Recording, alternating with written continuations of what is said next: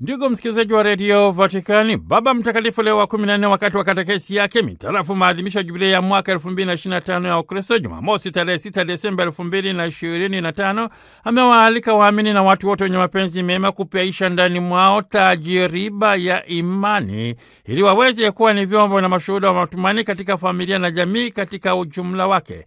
Katika kipindi hiki cha majilio, wamwinulie nyuso zao Bikira Maria aliyekingiwa dhambi ya asili, aliyejitahidi katika maisha yake kutekeleza mapenzi ya Mungu. Tajiriba ya maadhimisho ya jubilei ya miaka 2025 ya Ukristo yawe ni chemchemi ya furaha, haki na amani.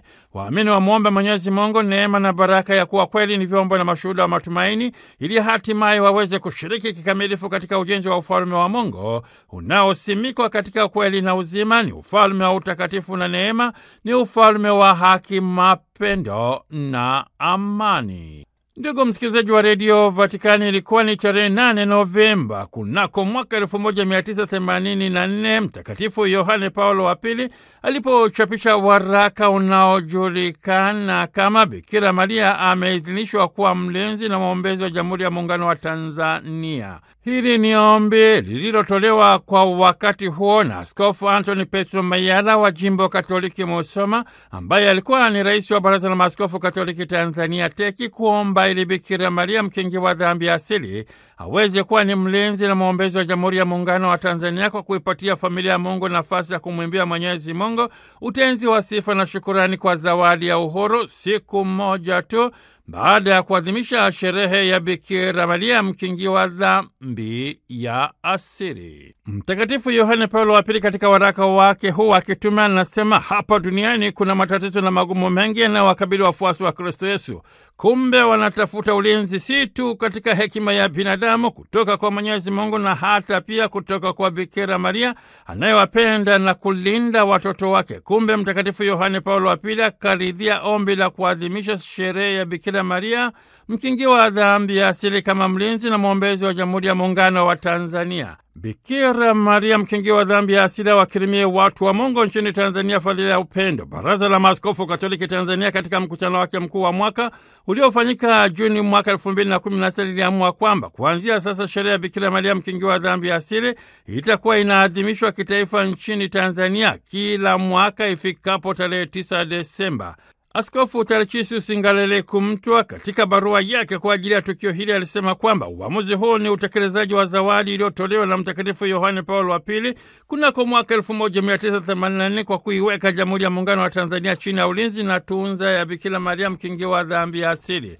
Kumbe kwa mara ya kwanza katika historia ya Tanzania, sherehe ya Bikira Maria mkingi wa dhambi ya asili kitaifa Tanzania iliadhimishwa rasmi tarehe 9 Desemba kunako mwaka 2016.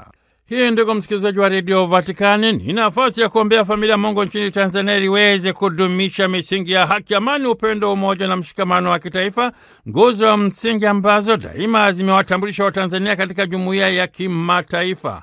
Itakumbukwa kwamba wakati wa mkesho wa uhuru wa Tanganyika kunako mwaka 1961 Mtakatifu Yohane wa 23 alitunga sala maalum kwa ajili ya kuiombea Tanganyika ili uhuru wake wawezeshe Watanganyika kuishi maisha mema zaidi kadiri iwastahilivyo watoto wa mwanga. Aliwaombea viongozi wa serikali na watunga sera na sheria ziwe ni kwa ajili ya ustawi, maendeleo na mafao ya wengi. Aliwaombea Watanganyika paji la imani, hekima, ukweli na uaminifu kwa amri za Mungu. Mtakatifu Yohane wa 23 aliwaombea Watanganyika upendo wa kimungu ili kujenga na kudumisha umoja na mshikamano wa kitaifa, ili kushinda utengano, ushindani, ukabila na utaifa, ili Watanganyika wote waweze kuwa ndugu wamoja na katika fumbo la Utatu Mtakatifu.